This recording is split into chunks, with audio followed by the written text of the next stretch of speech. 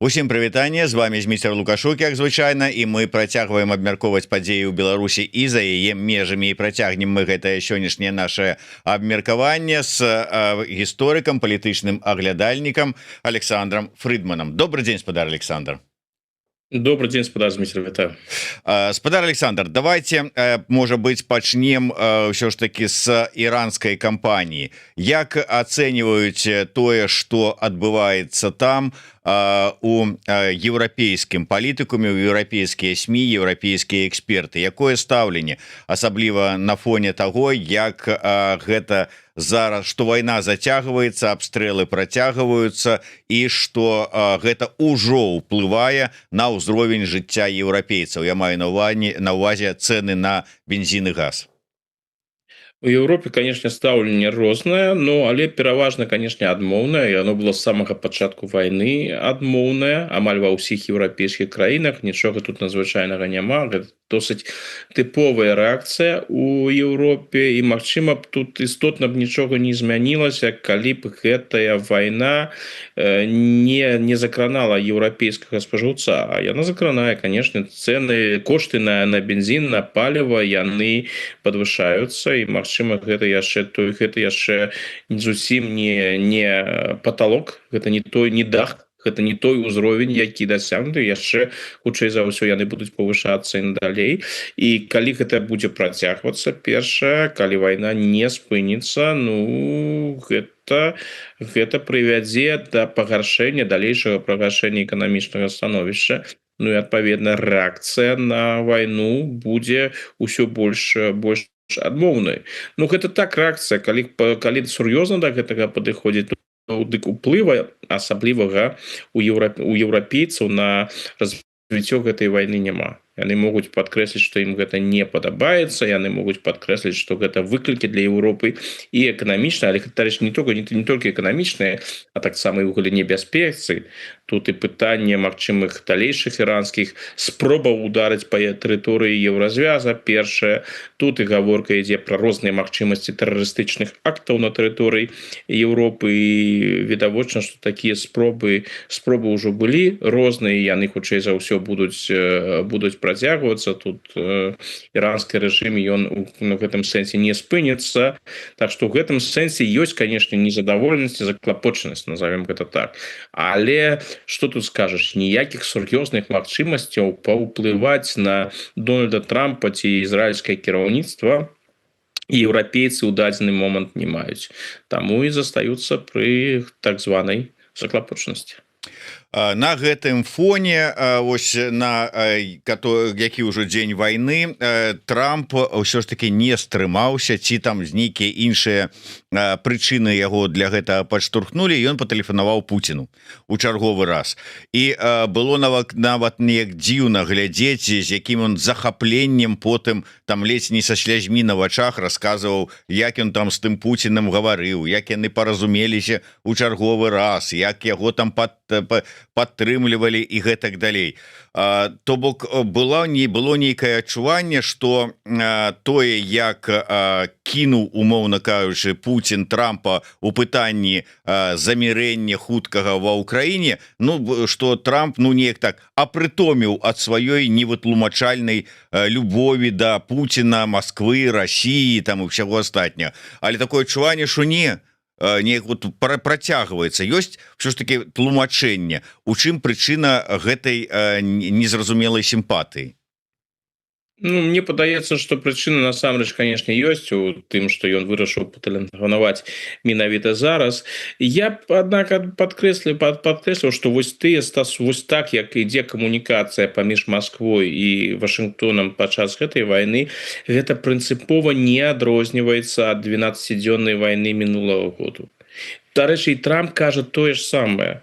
Калі Расія гэта рабіла вельмі актыўна падчас 12-дзённай вайны, яна прапаноўвала свае пасярэдніцкія паслугі, што вось у нас ёсць пэўны ўплыў на Ісламскую рэспубліку, мы можам вам тут дапамагчы на гэтым напрамку, і зараз Расія падкрэслівае гэта, прычым яшчэ больш так актыўна. І што яны пачулі ад Трампа?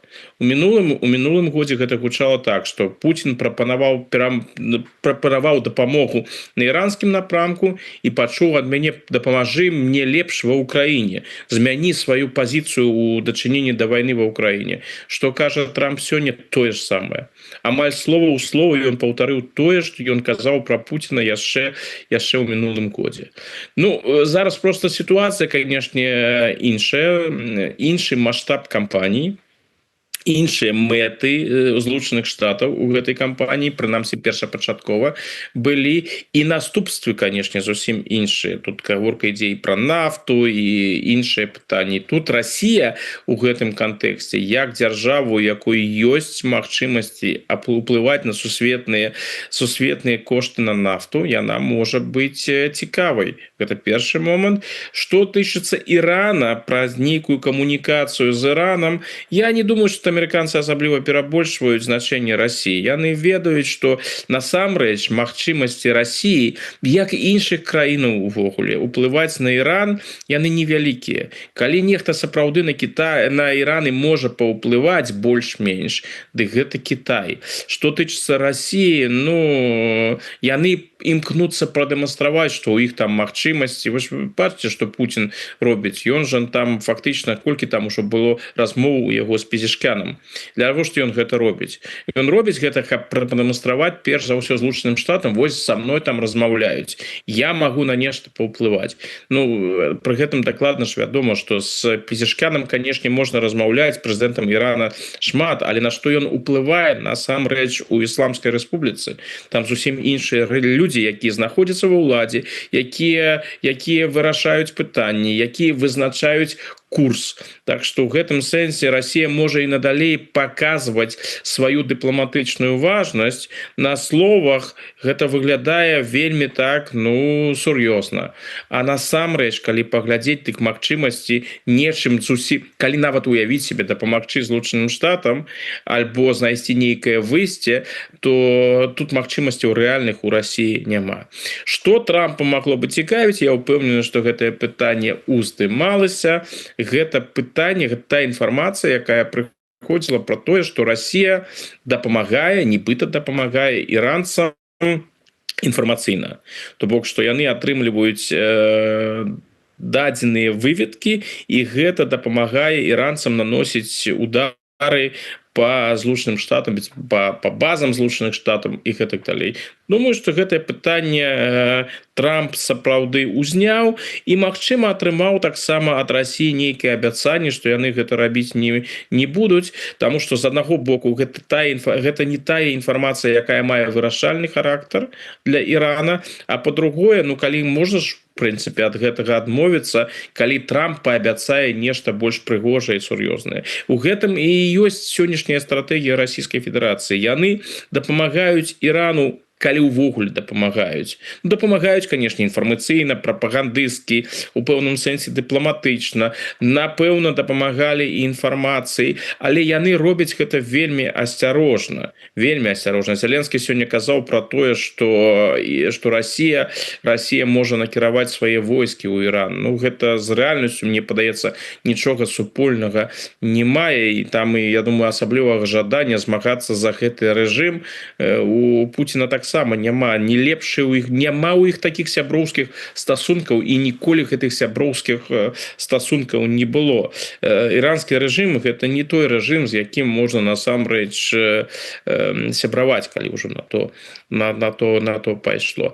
Ну вось гэта імгненне скарыстацца сітуацыяй, прадаць амерыканцам як мага больш, і ў прыватнасці перш за ўсё прадаць паветра насамрэч, каб атрымаць нешта істотнае, сур'ёзнае на ўкраінскім напрамку, прынамсі паспрабаваць атрымаць. Вось над гэтым расійскі бок і працуе. Я застаюся пры сваім меркаванні, што пытанне Ірану для Расіі гэта глыбока другаснае пытанне. Асноўнае пытанне ёсць і застаецца, гэта пытанне Украіны. Ну так, да, але я тут чытаў такое меркаванне, што, маўляў, такое стаўленне Трампа, што ён наўпрост размаўляе там з Расіяй, нешта там спрабуе нейкія пытанні ўзгадніць, абмеркаваць. Увогуле, как бы гэта сведчыць пра тое, што разглядаюцца і дзейнічаюць, ідзе гульня, дакладней, скажем так, паміж трыма акторамі: ЗША, Китай, Россия. Все, астатнія не прымаюцца і не бяруцца да ўвагі. Еўропа, Еўросаюз у тым ліку. Ці сапраўды Еўропа можа застацца за бартом увагі і працэсаў, якія зараз вось у гэтым трохкутніку адбываюцца? Ну, Еўропа, безумоўна, можа, але я не пагаджуся пра тое з тым, што ідзе гаворка пра нейкі трохкутнік. З майго пункта гледжання гэта барацьба паміж двума краінамі. Гэта барацьба паміж Злучанымі Штатамі і барацьба паміж Злучанымі Штатамі і Кітаем. Бо з пункту гледжання амерыканцаў ёсць дзяржавы, якія сапраўды маюць інтарэсы паўсюдна. Вось з імі сапраўды ў гэтым кантэксце трэба размаўляць і нешта вырашаць, фармальна размаўляць, альбо нефармальную весці нейкую камунікацыю. Гэта, калі ўвогуле, дык гэта Кітай. Што ў нейкім ступені кітайскія інтарэсы трэба улічваць, і з Кітаем трэба паводзіць сябе больш-менш асцярожна. Што тычыцца Расіі, і, дарэчы, таксама як і Еўропы, гэта тыя, з кім можна размаўляць па асаблівым пытанням. Вось калі ў іх ёсць пэўны ўплыў у рэгіёне, з імі можна паразмаўляць. Напрыклад, па пытанням Венесуэлы яны не размаўляюць з Расіяй. У каго там быў велізарны ўплыў у Венесуэле, нібыта у Расіі, і колькі там Расія-то імкнулася выказвацца наконт Венесуэлы, што яны пачулі ад дзяржсакратара Марка Рубіо, некалькі абразлівых словаў, якія, калі пераводзіць з дыпламатычнага на іншую мову, азначае, гэта вас увогуле не датычна. Хто вы такія? Хто вы такія увогуле, каб з вамі размаўляць па венесуэльскім пытанні? Да пабачэння. Добрых выходных. Прыкладна так ён размаўляў з імі. Што тычыцца Ірана, яны сыходзяць з таго, што вакол Ірана ёсць, напэўна, нейкі ўплыў Расіі. Яны не думаю, што яны яго перабольшваюць. Тут ёсць такая схільнасць, мне падаецца, у экспертнай супольнасці разглядаць амерыканскую адміністрацыю, дарэчы, як і ізраільскую, у гэтым кантэксце, як вельмі непрафесійную. То бок, нібыта яны ўвязаліся і робяць справу ў тым рэгіёне, у якім яны нічога не разумеюць. Гэта не так.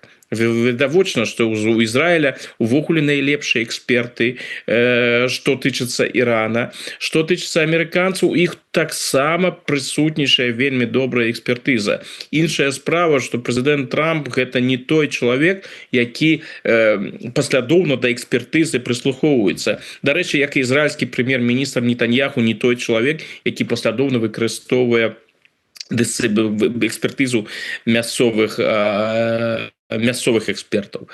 Вось. Ну так ці інакш, разуменне таго, што там адбываецца ў рэгіёне, прысутнічае. Ізраільцяне выдатна ведаюць і патлумачылі амерыканцам, што ўплыва сур'ёзнага на ісламскую рэспубліку ў Расіі няма. Больш таго, што гэтага ўплыва няма, Расія прадэманстравала падчас 12-дзённай вайны. Што зрабіў Пуцін? Колькі разоў ён выходзіў падчас 12-дзённай вайны і казаў: мы дапаможам, мы гатовыя дапамагчы, мы зробім усё, што ў нашых сілах. Што зрабілі? Без вас нейкім чынам абышліся. Ну і гэтым разам будзе тое ж самае. Яны будуць яшчэ шмат разоў паўтараць, што яны гатовыя дапамагчы, але тая дапамога, якая ад іх ідзе, яна з пункту гледжання амерыканцаў, мне падаецца, зусім не каштоўная і неякасная. Можа, калі-небудзь амерыканцы паразмаўляюць з Кітаем больш актыўна на гэтыя пытанні, якія тычацца Ірана. А можа і не, можа будуць спрабаваць весці сваю гульню з дапамогай краінаў Персідскай затокі. Што тычыцца Еўропы, ёсць пытанні, на якія з Еўропай абмяркоўваюцца. І такое пытанне было. Гэта для Еўропы, дарэчы, прыкра. Гэта толькі еўрапейскія пытанні. Вось калі было пытанне Грэнландыі, з кем Трамп абмяркоўваў пытанне Грэнландыі? З Макронам абмяркоўваў, з Стармерам абмяркоўваў з Мерцам. З кім ён абмяркоўвае пытанне Украіны, таксама абмяркоўвае з еўрапейцамі, бо гэта з яго пункта гледжання еўрапейскія пытанні.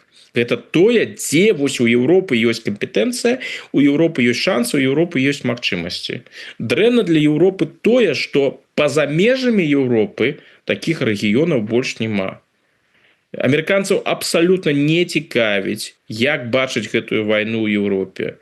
Іх абсалютна не цікавіць, як паводзіць сябе канкрэтныя еўрапейскія ўрады. Ну добра, гэта непрыемна, напрыклад, паводзіны Іспаніі, ну і таму вырашылі Іспанію, так бы мовіць, правучыць. Паглядзім, што з гэтага будзе. Але нічога такога фатальнага ў гэтым няма. Якую пазіцыю ўрэшце рэшт у дачыненні да гэтай вайны заняла Іспанія, гэта прыкладна так жа сама рэлевантна, як тая пазіцыю, якую заняў Лукашенко.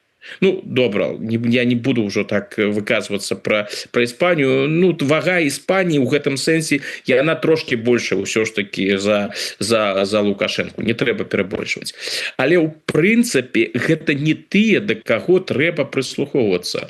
Гэтая амерыканская пазіцыя, яна сёння вельмі такая брутальна прагматычная. У тым сэнсе, калі вы нічога не вырашаеце, калі вы ні на што не ўплываеце, дык мы не будзем нават наш час выдаткоўваць на нейкія размовы з вами. Для Еўропы гэта вельмі прыкра. Еўропа разглядаецца як той еўразвяз, разам, дарэчы, з Великабрытаніяй, разглядаюцца як тыя, якія шмат гавораць, амаль нічога не робяць і нічога не вырашаюць. Кожнаму еўрапейцу, ну сур'ёзнаму еўрапейцу, які клапоціцца пра Еўропу, чуць такое, не падабаецца. Мне таксама не падабаецца. Ну што тут зробіш, калі палітычная рэальнасць такая, як яна ёсць? Ну, давайте вот аккурат таки да іншай тэмы перайдзем.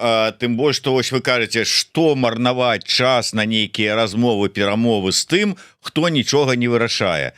І зараз возьмем Лукашенку і возьмем цэлыя перамовы з ім, цэлы спецпрадстаўнік па Беларусі Кол, які зноўку едзе у Мінск. І хаця перад гэтым там колькі месяцаў таму Кіт Келах казаў, што вызваленне палітвязняў гэта не галоўны прыярытэт гэтых перамоваў, што гэта как бы прыемны бонус, то ўзнікае пытанне ізноў жа такі: на што, дзеля чаго траціць свой час прадстаўнік адміністрацыі Трампа, прадстаўнік Вашынгтона?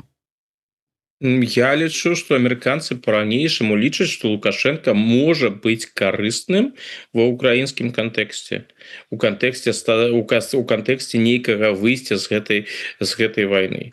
Гэта першы момант, што ён можа быць карысным у якасці крыніцы інфармацыі, якая паходзіць з Расійскай Федэрацыі. Гэта асноўны момант. Ну і трэці момант, яго таксама я б усё ж такі не выключаў, але мне не падаецца, што ён такі ўжо галоўны і моцны. Ёсць пэўныя беларускія рэсурсы, якія могуць цікавіць амерыканскі бок. Калі ты маеш магчымасць падтрымліваць стасункі з рэжымам, які гатовы з табой размаўляць, які сам зацікаўлены ў развіцці стасункаў. Я думаю, што гэта ж не тое, што вось Кол там кажа: хлопцы, можна я да вас там прыеду? Вось хачу прыехаць, я вось даўно не бачыў Лукашенку. Вельмі хочацца такога чалавека пабачыць яшчэ раз. Не, думаю, нічога такога не было. Я думаю, што не атрымалі адпаведны сігнал, што беларускі бок гатовы паразмаўляць, што беларускі бок можа што-то прапанаваць. Ну і таму і прыйшла гэтая інфармацыя пра тое, што ён у Мінск збіраецца. Збіраецца ён відавочна не для таго, каб паціснуць руку Лукашенку, заглянуць у ягоныя вочы, альбо пачуць ад Лукашэнкі, як он там глядзіць на падзеі ў Венесуэле альбо ў Іране. Тое, што як Лукашенко разглядае падзеі ў Іране, я думаю, Кола абсалютна не цікавіць. Яго можа цікавіць, калі Лукашенко, напрыклад, у размове пачне распавядаць пра тое, як Владимир Владимирович разглядае іранскія падзеі, што вось Владимир Владимирович там у прыватнай размове сказаў мне тое.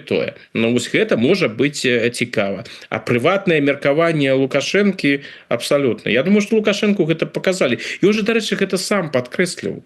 Вось ускосна падкрэсліў, калі ён распавядаў пра тое, што ён імкнуўся ўмяшацца ў нейкі перамоўны працэс вакол Венесуэлы, прадаваў свае кампетэнцыі, свой уплыў у Венесуэле, нешта тлумачыў наконт Венесуэлы, а вось гэтыя амерыканцы, яны яго не пачулі. Ну нічога дзіўнага няма по кантэксце Венесуэлы, ён іх абсалютна не цікавіць, і гэта такія прыватныя асаблівасці. Ну канешне, Кол, я думаю, гэта ўзважлівы чалавек, які гэта ўсё паслухае, ну і вынесе там, напэўна, можа калі 10% альбо 20% з таго, што ён там у Мінску пачуе, будзе карысным.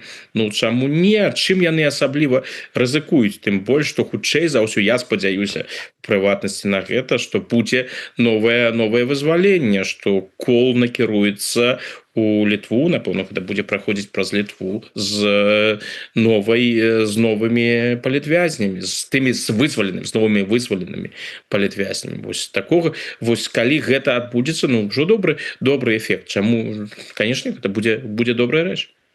Ну безумоўна, да. І тут все ж таки пытанне про тое, на што разлічваць. Да, безумоўна, будуць ісці на нейкія там іншыя, пра нейкія іншыя рэчы, размовы, перамовы, спрабаваць дамовіцца, судзячы по тым, што і папярэднія візіты, как бы з іх не стала зразумела, пра што яшчэ канкрэтна шлі размовы і перамовы. Хутчэй за ўсё і тут пакуль што гэта будзе сакрэтным, але тут вот мне написали дакладней до нашага вось з вами ютубаўска стрыма такі правакацыйны загаловак, что Кол вязе Лукашенку новыя прэпараты. Ну, прэпараты это прэпаратамі, але як вы лічыце, што ўсё ж таки Кол вязе Лукашенку у тым сэнсе прапановы? Ну бо не будзеш Лукашенко закладнікаў, якіх ён прытрымаў для гандлю, для того, каб нешта за іх атрымаць, аддаваць за просто так. Відаць, штосьці будзе, але што? Дарэчы, калі закрануць прэпараты, мне тут цяжка ўявіць, што там вязуць нейкія, калі ўвогуле ёсць гаворка пра нейкія прэпараты, што там прывозяць нешта такое, што яшчэ чаго няма на сусветным рынку. Наколькі гэта выглядае з публікацыі Wall Street Journal, дзе гэта ўвогуле першы раз была згадана, гаворка ідзе пра тыя прэпараты, якія выпускае амерыканскі Eli Lilly. І наколькі я зразумею, іх можна купіць без нейкіх праблемаў, то бок калі б гэта было ўжо так патрэбна, ну навошта, каб гэта ўжо Кол вазіў, не ведаю. Можна ж накіраваць нейкіх беларускіх дыпламатаў, якія купяць, прывязуць, гэта ж можна ўсё ж таки. Ну спадар Александр, эти самые запінкі у сувенірнай крамы Белага дома таксама можна купіць, каб хто-нибудь, вон секретар это самое амбасады беларускай пайшоў, купіў і прывёз, а не цэлы Кол за $200 прывёз. Гэта ўсё так, але па шчырасці я б на месцы Лукашэнкі да амерыканскіх падарункаў, асабліва калі там нейкія прэпараты прывозяць, я б ставіўся вельмі асцярожна. Усё ж таки мы жывем у такія цяжкія часы, і як вядома, тут адбываюцца розныя нечаканыя рэчы з тым жа Мадура, з Хамінеі і іншай. Калі вось ты, калі табе прывозяць такія прэпараты, так званыя амерыканскія сябры, двукосі, назовем гэта так, то могуць узнікнуць пытанні. Ну ладно, гэта ўсё такі. Яшчэ побач пакладуць, скажуць, а гэта вам пейджер ад Масада, да? Ну вось да. Ну не будем жартаваць, бо хто іх уведае, з жартамі таксама. Такія часы жывем, што нават з жартамі трэба так асцярожна сябе паводзіць. Што там можа быць? Па-першае, я бы не выключаў, што гэта сапраўды будзе яшчэ адна інвестыцыя з боку Лукашэнкі у паляпшэнне стасункаў. То бок гэта трэба нейкім чынам падтрымліваць. Лукашэнку трэба падтрымліваць цікавасць амерыканцаў для сябе.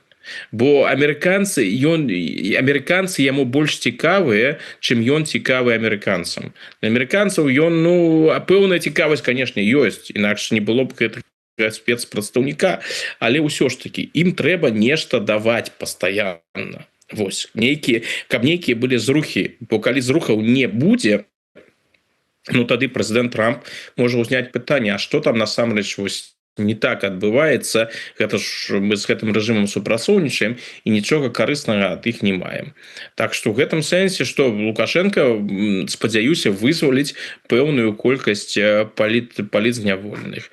Што можа быць з амерыканскага боку? Ну, магчыма, нейкія санкцыі будуць адменены, что-то такое можа быць, але ізноў жа амерыканцы робяць вельмі асцярожныя крокі. Я думаю, што гэты візіт будзе для таго, каб і той і іншы бок прадэманстравалі цікавасць адзін да аднаго. Ну, інакш бы не было гэтых візітаў.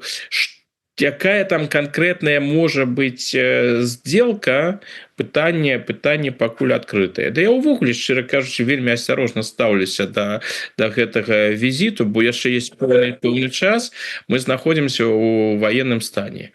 Ідзе вайна, прычым вайна ідзе абсалютна непрадказальная. Магчыма, на наступным тыдні гэта вайна ўжо скончыцца, так ці інакш, магчыма, будзе іншая, зусім іншая жорсткая гарачая фаза гэтай вайны. Хто яго ведае, магчыма, ўжо будзе і не да візітаў. Ну, хутчэй за ўсё, я думаю, ўсё ж таки гэты візіт ён адбудзецца таму, што іранскае пытанне не з'яўляецца перашкодай. Мы бачым, што партнёры Ірана, што Беларусь, тым больш Расія, а беларуская пазіцыя яна шмат у чым залежыць ад Расіі, яны да вайны супраць Ірану на словах ставяцца вельмі жорстка, яны абураюцца, а насамрэч, а што адбылося канкрэтна? Нічога не адбылося. Расія як працягвае кантактаваць са Злучанымі Штатамі, так і працягвае. Міністр замежных спраў Лаўров вельмі здзівіўся, калі яго спыталі там пра нейкія магчымыя санкцыі супраць Злучаных Штатаў у сувязі з вайной. А так ці інакш, гэта тое, што Расія называе агрэсіяй супраць свайго стратэгічнага партнёра.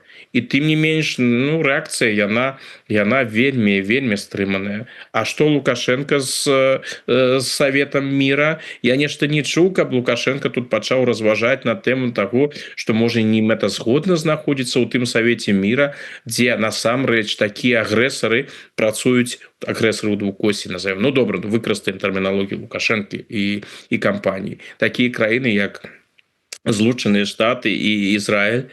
Не, Беларусь па-ранейшаму ў гэтым Савеце міра застаецца. І я думаю, што калі будзе наступны саміт гэтага Савету міра, і Лукашэнку на гэты саміт паклічуць, і Расія дазволіць паўдзельнічаць, то ўся гэтая прынцыповасць, якая нібыта ёсць, прынцыповая пазіцыя, як сцвярджаюць беларускія прапагандысты, ну, яна вельмі хутка знікне. Якая прынцыповасць? Якая прынцыповасць? Што зрабіў рэжым Лукашэнкі ў падтрымку Ірана? Тое, што вы запрашаеце на свае эфіры іранскіх амбасадараў, якія выходзяць і паўтараюць вашыя антысеміцкія наратывы, ну добра, гэта велізарная падтрымка. Тут можна сказаць, шмат зрабілі. А ў астатнім нічога не зроблена. Калі падтрымка Ірану ўвогуле ёсць, яна вельмі стрыманая, яна на словах, яна асцярожная, нават куды больш асцярожная, чым падтрымка той же Расіі. У гэтай как бы працяг гэтай тэмы еўрапейска-беларускай хацелася б ваши разважанні пачуць. Все ж таки не спыняюцца размовы про тое, что варта ўсё ж таки Еўропе змяніць сваю палітыку адносна да Лукашэнкі, пачаць нейкія таксама перамовы. І вось зараз пасля вызвалення гэтых 18 чалавек, 15 з якіх, ну, па словах прынамсі прапаганды, былі палізняволеныя, на што нейкай такой, можа быть, вау-рэакцыі з боку Еўросаюза не было. Выйшаў так званы міністр замежных спраў Беларусі і нават выказаў сваю прэтэнзію: а шо это вы тут как-то не рэагуеце на тое, што мы тут акт гуманнасці цэлы праявілі, вызвалілі людзей, якіх беспадстаўна затрымалі і незаконна абвінавацілі і гэтак далей. То бок пачуюць у Еўропе гэта, тут мусіла быць нейкая рэакцыя, ці што? Вот ці ёсць нейкія сведчанні таго, што змяняецца палітыка тая? Я б сказал, што вось гэтае вызваленне, якое адбылося на мінулым тыдні, ну так, яна у пэўным сэнсе, напэўна, яна звязана з 8 сакавіка, даколькі я зразумеў большую частку з тых, каго вызвалі, а можа нават усіх, каго вызвалі, гэта былі жанчыны. Але я думаю, што нават галоўнае тут было не 8 сакавіка. Галоўнае тут была якраз такі вайна ў Іране.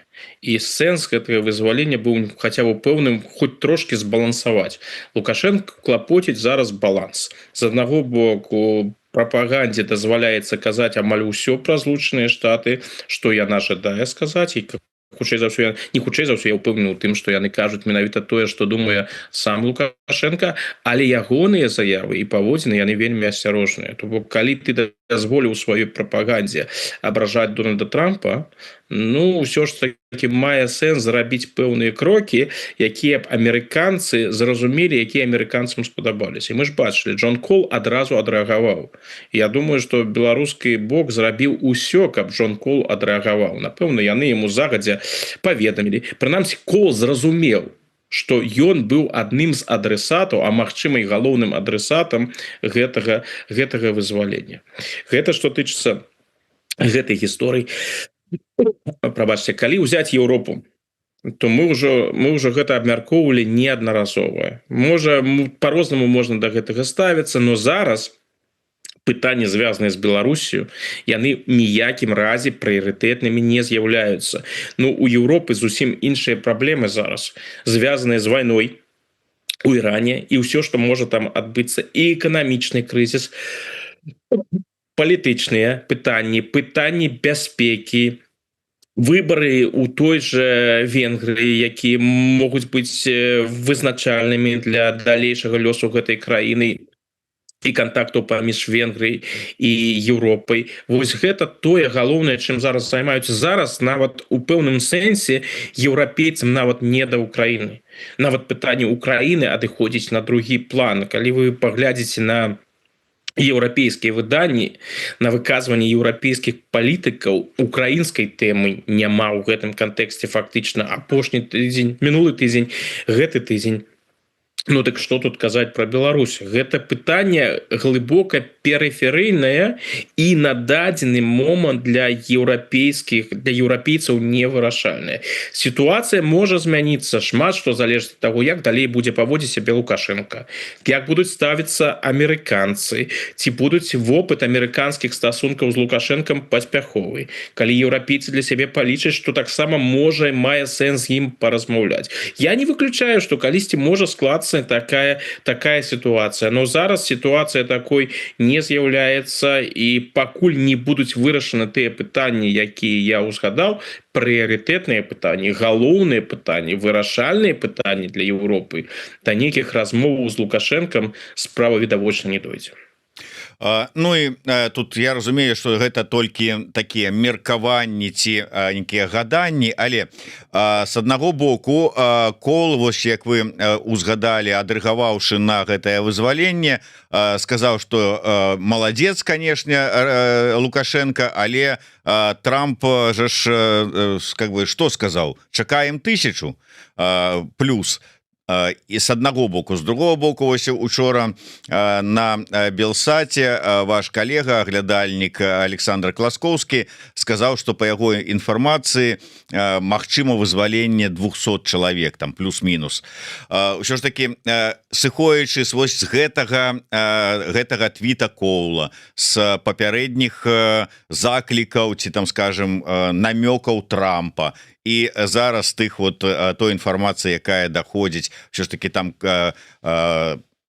100 там ці 200 плюс-мінус, чаго вы чакаеце, якога ўзроўню?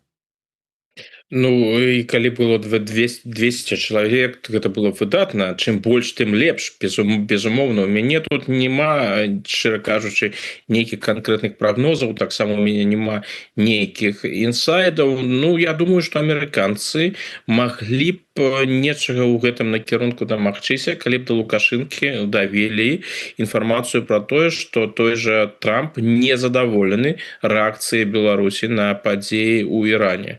Я думаю, што Лукашенко настолькі зацікаўлены ў тым, каб гэтыя стасункі працягваліся, стасункі са Злучанымі Штатамі, то магчыма у гэтым выпадку ён бы ізноў гатовы быў пайсці на кампраміс. Бо калі паглядзець на тое, што зараз адбываецца на іранскім напрамку, можна толькі уявіць сябе, якой была бы рэакцыя афіцыйнага Мінска у тым выпадку, калі б гэтых стасункаў са Злучанымі Штатамі не было. Тады мы бачылі ўсё тое, што там чутна ад беларускай дзяржаўнай прапаганды, усе гэтыя акцыі, якія яны праводзяць, наколькі яны сканцэнтраваліся на гэтай тэме, мы ўсё гэта чулі бы ад самога Лукашэнкі. Я думаю, што гэта менавіта тое, што Лукашенко хацеў бы сам сказаць. Но зараз ён мусіць стрымлівацца, бо ён з аднаго боку мусіць прадэманстраваць лаяльнасць да пазіцыі Расіі і Кітаю. У прынцыпе, ён арыентуецца на іх пазіцыю і спачатку больш нават на пазіцыю Китая. Зараз ён усё ж таки больш арыентуецца на Расію, але каб зрабіць нешта такое, што сапраўды можа пагоршыць стасункі з амерыканцамі, што было б рызыкоўна, ён гэта не робіць. І сам факт, што ён гатовы прымаць зараз Коула і гатовы нешта зрабіць, напэўна, будзе ўсё ж таки новая сделка, інакш чаго б Коул паехаў бы. Гэта паказвае, што Лукашенко зацікаўлены у гэтых стасунках. Ну і было б вельмі добра, калі б амерыканцы гэтую сітуацыю выкарысталі на ўсе 100%, каб вызваліць як мага больш людзей. Адна справа, канешне, спрабавалі, а іншая справа Лукашенко. Апошняе слово ў гэтай сітуацыі. Што тычыцца палітзняволеных, тут апошняе слово, конечно, з Лукашенко. Ну і на завяршэнне, гаспадар Александр, я тут да вас, можа быць, як да гісторыка з аднаго боку, а з другого боку ўсё ж таки як да палітычнага аглядальніка. Глядзіце, падзеі, якія там, навіны, якія прыходзяць з Беларусі. Я так зараз іх, можа быць, это канспіралогія, но састаўляю у пэўны ланцужок. Там, ну я нават пачну, хаця можа гэта стаіць збоку. Шалёныя прысуды былым рэдактарам Інтэкспрэса. 12 і 14 гадоў, здаецца, здрада дзяржавы. Потым журналіст Павел Добравольскі. Таксама здрада дзяржавы, таксама шалёны тэрмін. Потым ідуць прызнанне выдавецтваў за мяжой экстрэмісцкімі фармаваннямі і затрыманні ў Беларусі людзей, датычных да кніжнай дзейнасці. Там і выдавец, і кніганоша, і перакладчык. Усіх іх яднае тое, што яны найперш беларускамоўныя і на беларускай мове выдавалі сваю і распаўсюджвалі прадукцыю. Далей, калі яшчэ глядзець далей, вот за гэтым зараз прызналі, завялі крымінальную справу на Кацярыну Воданосаву, абвінавачваюць яе за апраўдыванне, як там называецца гэта, да, за яе відэо, дзе яна разважала над тым, наколькі ўсё ж таки партызанская Беларусь гэта міф ці адпавядае рэчаіснасці, і разглядала гісторыю з забойствам Кубы. Все, гэта тут ужо іх нейкае там апраўданне нацызма і гэтак далей. З другога боку, прызначаны мастацкім кіраўніком беларускага нацыянальнага, можна сказаць, знакавага тэатра імя Янкі Купалы расіянін, які працаваў толькі ў расійскіх гэтых всіх структурах. Зараз я чытаю пра тое, што міністр адукацыі кажа пра тое, што яны, Іванец кажа пра тое, што мы тут павінны яшчэ працаваць над распаўсюдам расійскай мовы і падтрымкай расійскай мовы. Што гэта? Вот вам бачыцца тут нейкая сувязь, і калі яно ёсць, то пра што гэта сведчыць? Сувязь мне тут бачыцца, калі мы пачнем гэтыя прысуды, то тут ад Лукашэнкі ідзе вельмі зразумелы сігнал. З аднаго боку, у мяне справы з амерыканцамі, я гатовы вызваляць для таго, каб атрымаць нешта ад амерыканцаў, але адначасова, калі нехта думае, што ў Беларусі будуць нейкія грунтоўныя змены, што пачнецца нейкая адліга, што больш не будзе рэпрэсій, нічога такога не будзе. Вось вам сігнал. Глядзіце, рэпрэсіі як ішлі, так і будуць працягвацца, наадварот яны жадаюць паказаць, што рэпрэсіі, гэтая хваля, якая зараз ідзе, яна яшчэ больш жорсткая нават, чым тое, што было там некалькі месяцаў таму. То бок гэта вось яшчэ адзін сігнал, які для гэтага рэжыма вельмі важны. Тут вельмі бачна, што ўсе гэтыя развагі пра розныя магчымасці адлігі ў Беларусі, у тым ліку ў кантэксце збліжэння са Злучанымі Штатамі альбо збліжэння з еўрапейцамі, што гэта ўсё рэжыму вельмі не падабаецца. Ніякай адлігі там не плануецца, ніякай адлігі яны не жадаюць. І, дарэчы, сваё стаўленне да самой адлігі яны вельмі добра прадэманстравалі у кантэксце нядаўняга юбілея прамовы Мікіты Хрушчова ў 56 годзе на 20-м съездзе. То бок яны яе пэўны час праігнаравалі ў прапагандзе, а потым выйшла, як это ўсё было дрэнна, тое, што зрабіў Хрушчоў, што ніякай адлігі у вас не будзе. Ну, гэта так. Што тычыцца відэа, якое вы згадалі, відэа спадарні Ваданосавай, то ў мяне тут, на жаль, меркавання няма, я толькі пра гэта чуў, я яго пакуль не бачу, я гэта пагляджу, каб мне было больш зразумела, пра што там ідзе гаворка. Гісторыя з рэжысёрам, так, пра яе я чуў, но тут я бы все ж таки поставился трошки осторожно. Конечно, назначать режиссера с таким бэкграундом у Национальный театр, ну, так выглядает трошки дзіўнавата. Але давайте все ж таки пачакаем и поглядим, что ён там насамрэч будзе рабіць, якія будуць пастаноўкі, а потым будем рабіць высновы, потому что некія высновы рабіць праз паходжанне чалавека, мне гэта падаецца ўсё ж таки недарэчным. Гэта б я не стаў бы рабіць. Ну а ў цэлым гэтыя крокі ў напрамку русіфікацыі, якія ідуць, яны ж не сёння пачаліся. Яны працягваюцца ўвесь гэты перыяд, і яны адлюстроўваюць усё больш і больш шчыльныя сувязі з Расійскай Федэрацыяй. Расія робіць усё, прыкладае велізарныя намаганні, каб прывязаць Беларусь як мага шчыльна да сябе, і за першую палову 20-х гадоў гэта відавочна атрымалася. Акрамя таго, у гэтай уладзе ёсць шэраг функцыянераў, іх вельмі шмат, якія даўно арыентуюцца на Расію, і якія гэтыя наратывы Расіі рускага міру так ці інакш яны таксама праводзяць. Ну, яны дзейнічаюць больш асцярожна, яны імкнуцца іх праводзіць, але не ўваходзіць у супярэчнасці з лукашызмам, з Лукашэнка, з тым, што Лукашенко лічыць сваю ідэалогію, хаця якая там насамрэч ідэалогія, але напрамак ён відавочны. Ён у гэтым сэнсе відавочны, гэта курс на тое, каб усё тое, што адрознівае Беларусь ад Расіі, у моўным сэнсе і ў іншым, каб гэта просто было, каб гэта знікла. То бок Расія зацікаўлена ў русіфікацыі Беларусі, і трэба сказаць, што іх намаганні прыносяць за апошні час поспехі. Да, і як гэтаму супрацьстаяць, цяжка сказаць на дадзены момант, калі такія абмежаваныя магчымасці у прыхільнікаў менавіта развіцця нацыянальнай і мовы і ўсяго астатняга. Дзякуй вялікі. На сёння развітваемся са спадаром Александром Фридманом. Яшчэ раз подписывайтеся на яго телеграм-канал, на YouTube-канал, які ён разам са сваім калегам зараз актыўна вядзе. Экспрэс-каментары, за імі туды, на той канал, а за разважлівымі, сур'ёзнымі, вялікімі размовамі на канал Еўрарадыё. Таму подписывайтеся, ставьте свае падабайкі, расшэрвайце, калі для вас гэта бяспечна. Да сустрэчы, жыве Беларусь! Жыве!